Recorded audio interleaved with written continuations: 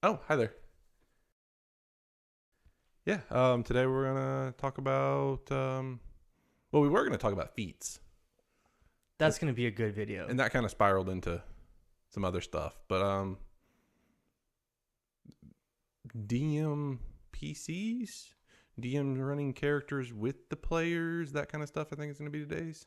So, DM NPCs, No, DM PCs. yeah, DMs make NPCs all the time anyway. That would be a DM PC. DM DPC. Something because they always run NPCs. That's just the DM's role. But running another character alongside the players that fills the same role as the players, kind of the ins and outs of that, and a little bit of my experience with the do's and don'ts. Maybe some of your experiences with the do's and don'ts. What I found that works, and the way that I do it when I've done it before for either really small groups that just needed another person, and for instance, fourth edition where it's hard to run with less than 3 people. Things like that. That being said, Dungeons Dopes on Twitch, kind of up here somewhere. Every Sunday, 4 p.m. Pacific. Maybe some more sprinkled in there soon.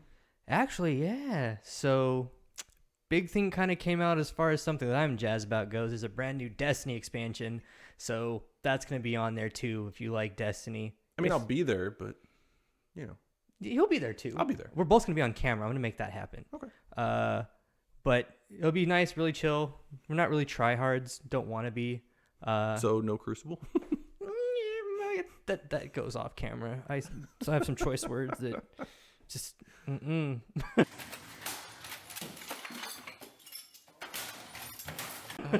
Brings us back to the feet discussion and balance. or lack thereof. Yeah. That being said, also Discord, Instagram, Twitter, it's all either around here or down below. Hit us up, talk to us, say hi, hit the like, hit the thumbs down, Sub, all that good comments, stuff. subscribe, smash the bell, which is somewhere over there. Yeah, you'll I'll find make one. it happen. You'll make one happen. Yeah. So, tell me about your experience with it. Oh man, I feel like the general discussion around a DM controlled PC is Don't do it. yeah. I've been in multiple games where the DM will have this elaborate character that they've created that they've spent time on that they put a lot of work into, very much like a player An actual controlled PC. character, exactly. And a lot of times it is, because a lot of times the DM doesn't get to play often. They're usually the one behind the screen, and they have all these character ideas from watching other people play characters and actually running games where they're like, "Oh, that sounds like a really neat idea. I'd love to do that. Let me just make one and throw it in with the players." And I think there is kind of where things kind of start to get a little foggy. And with my experience, when you have a DM that has this amazing thing that they've created that they want to bring into this world, like at least for me in the campaigns that I've been in part of, they've always just been way too OP.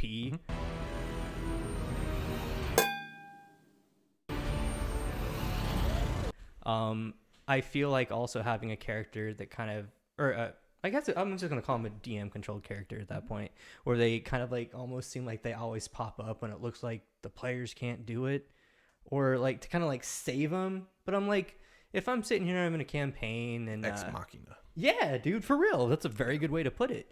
And you're sitting there and you're like the situation, like, well, I mean, I guess I don't really have to try too hard because Captain so and so is gonna come and save me. And I feel like pulls back on the immersion a little bit, and it just doesn't give the player the agency and that tension that they would want, where it's like true kind of like life or death. And there's a way to do that better, especially if you have a warlock in your party. Because I did that 2 games ago. I was, oh no, the party's in trouble and everything's going really, really bad, and I want to like reach out to my warlock and just send like a little prayer kind of thing and see what happens. And it's like, okay, cool. Yeah, your patron shows up and just wrecks house. But like, that's a little bit different. I guess kind of like the patron or like deity kind of thing that you're praying to your god. I want to kind of just loop those into one category. It puts it more on the player side of things. Right. And you're just kind of asking for help. Right. And there's a difference between, oh, this is going to happen every time, to, well, I'm going to do this anyway. I don't care if it happens. Exactly. And I think that's what kind of is like the big kind of like separating factor. You can, in my opinion, if done right, you can definitely have a PC or a DM controlled PC, but you'd have to handle it very, very carefully. And the way that like I've seen done essentially is they don't have like this huge overall role in the party or huge role in the story. Kind of like you may go into town, you're like, man, we're going out, we're about to get into a heap of shit right now. Let's go ahead and stock up. Let's get a couple more lackeys. Let's get some mercenaries from town, some hired guns. Putting together a team, people with special abilities. You see, I believe enemies are coming. Stop right there. I'm in. For some players, and for a lot of new players even, controlling more than one character like you would if you hired a minion or a lackey or a mercenary or something like that, where it's here's a character stat block, here's what they have, use them how you want. Controlling that character in combat and having more than one character to keep track of, more than one character to think about and strategize for more than one character. For new players, a lot of times it's too much. It's way too much. That being said, that's the way it's always been handled. Yeah, I definitely agree with that. I mean, as a new player for sure, when you're just trying to get accustomed to just everything that's going on with the dice rolls and the overall role playing and everything in general, that is what makes a tabletop RPG just that. Having to kind of then keep track of another character that is basically a whole nother role essentially can be very difficult. But again, like for a seasoned player though, like I could do it for sure. Yeah. But it would be more along the lines of like, say one of our party members had to step out for a session. Right. We want to keep playing. Hey, here's my character sheet. I'm going to stay in the background. I'm going to be kind of mute.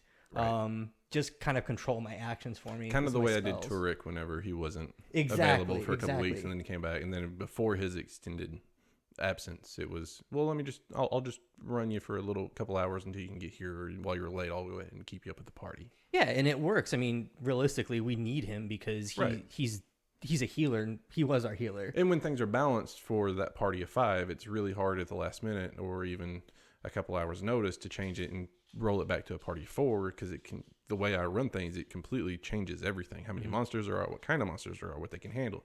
If they don't have on-spot heals, I'm not going to run certain things that I would otherwise. If they don't have restoration, I'm not going to run debuffs the way I normally would.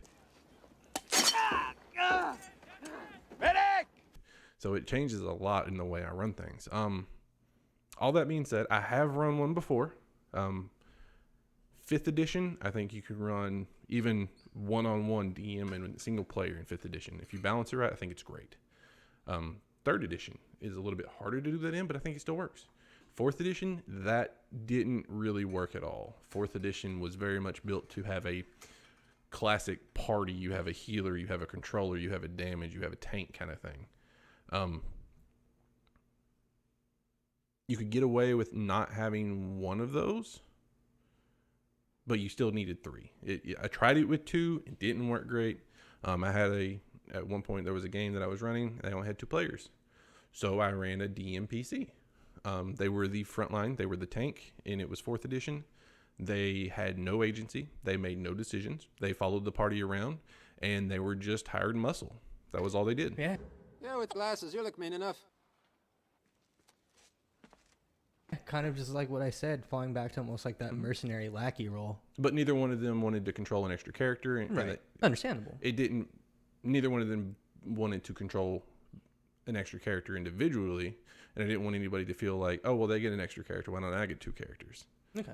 So then it's, well, there's the 3rd slot. Let me just run a character. Let me just run I think it was a fighter or something like that. And let me just, their front line, their meat shield, heavy armor, here we go. It's always a fighter or a warlock. Yeah. But I think if you're going to run one, you have to be very careful. You never want to, you already have the most agency at the table. Right. You already have the most power, in a sense, at the table. You decide everything else about what happens when the players interact. So if you also are a player, then everybody else is just kind of there when you want them there, and you're more or less playing a game by yourself. You guys won. I didn't do anything. It can get to that point. Being like, I've never played a campaign, or I mean, I like one shots with just like me and a DM for sure. But I feel like also like going into like a scenario where it's you, the DM, and then maybe the DM has somebody that they can kind of like you can engage with at the same time. So it's not just you and the DM, it's you and the DM plus, right? Right. And I think that that can be good, like being able to have that other person to engage with. But I feel like you also have to be very, very careful of the conversations you have with the player at this point, because you don't want to give them too much information. Right. And you don't really want to say, hey, I'm talking to this DM's PC. Now I feel like I've been lied to by my DM by proxy. Right, and you don't want to get in the situation where they're trying to pull information, or the players are trying to pull more information than they would normally have, or you don't want to get in the situation where, as the DM playing a PC, you know what's going on, and so you meta knowledge and you meta game and you try to steer things in a certain direction when you don't mean to. Perfect example just came to my head. If you're gonna do it, play Chewbacca. Yeah. You don't understand them. I mean, unless you're Han. Play Chewbacca as the audience. Maybe one of your players understands you, but you don't really ever make decisions that, or not that often. You're more just the, hey, good job, let's go do this, or hey, let me help kind of thing. Not, well, yeah, you're more the let me help you. Chewie, is that you? Chewie! As opposed to, hey, I want to go do this. You should never be in a point of, hey, I want to go do this, because that's not your role. You're there to fill, a damage role or a healing role or a tank role, and let the other players play and do, because you're doing everything behind the scenes The too. best way I could kind of describe that for anybody that plays video games, at least in my opinion, is when you go into the character options and you set their stuff to auto. Yeah. Yeah. Yeah. And I don't think it's needed though anymore. No. Like 4th edition, I could see a need for it. 5th edition, if you only have one player, just learn how to be creative with one player. If you only have two, great. It's a duo, and it's them against the world, or them against the organization, or whatever. And you set it up to where the two of them, they find enough healing magic items. Maybe they don't even need healing magic items. If you balance your combat right, they don't need it.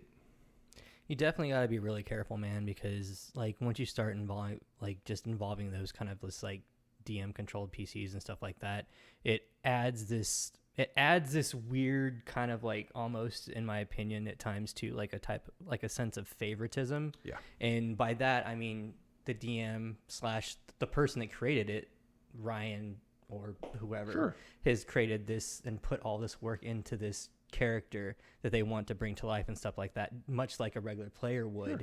And that they don't want anything to happen to their baby.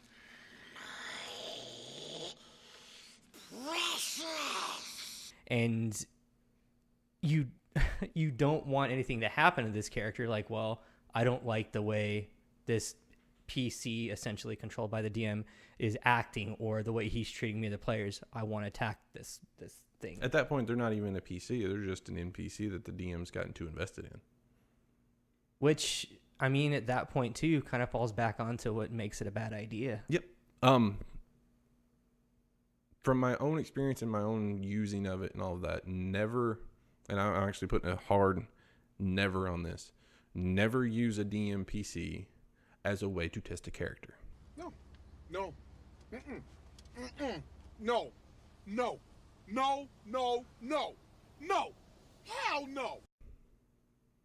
No. Use it if you want to play a class, cool. Use it to play that class, but test the mechanics. Play the mechanics, not the character. Yes. And I think that is because, kind of just like calling back to the favoritism thing. Mm-hmm. Like, well, I have this idea. You have too much influence. Exactly. You literally took the words right out of my mouth. Like, I want to make this happen. Okay, so I can roll for it. Make them think I rolled for it, essentially. Or I can just make it happen. And you can make these and set up these weird situations where a lot of times, and I've been in a situation where you're sitting there as a player and you feel very left out, because there's so many question marks that come into play with stuff like that when they're that active and that involved in what's going on in the world around them. A NPC doesn't really shape the world around them. They can, I mean, air quotes, soft quotes on that. Like they can, like if it's an NPC, but you may have had the idea. But it's part of the story. Exactly. It's not an agency thing. Exactly. It's a background part of the story. And the world doesn't revolve around NPCs like they do players. Right. Players and the DM help shape this world. And to have a character in the game that is controlled by the DM, that is both helping the party out and shaping it at the same time, like at that point, why aren't the players just NPCs? At that point, why are the players even there? Yep. Yeah. I agree. And on that note, we will catch you in 1 week again. Also, check out the Twitch for Destiny content. That's going to be coming up. It's actually Sundays. starting today, and we're going to jump on that right after we cut this video. Check out our Instagrams, the YouTube channel. For everybody here, thank you so much. We appreciate you. Talk to us in the comments. Please, and please. in the Discord, because it's pretty quiet usually, and I'm always around to answer questions and stuff, and I love it. I talk about this every hour of every day if I could. We literally talk about the stuff that we're talking into with the camera right now with each other. We had a 2 hour 2 hour like almost debate debate kind of discussion about feats and a couple of specific ones. So and that video is going to be coming up probably next couple of weeks. But again, thank you so much for watching, and we look forward to talking to you soon. Bye-bye. Peace.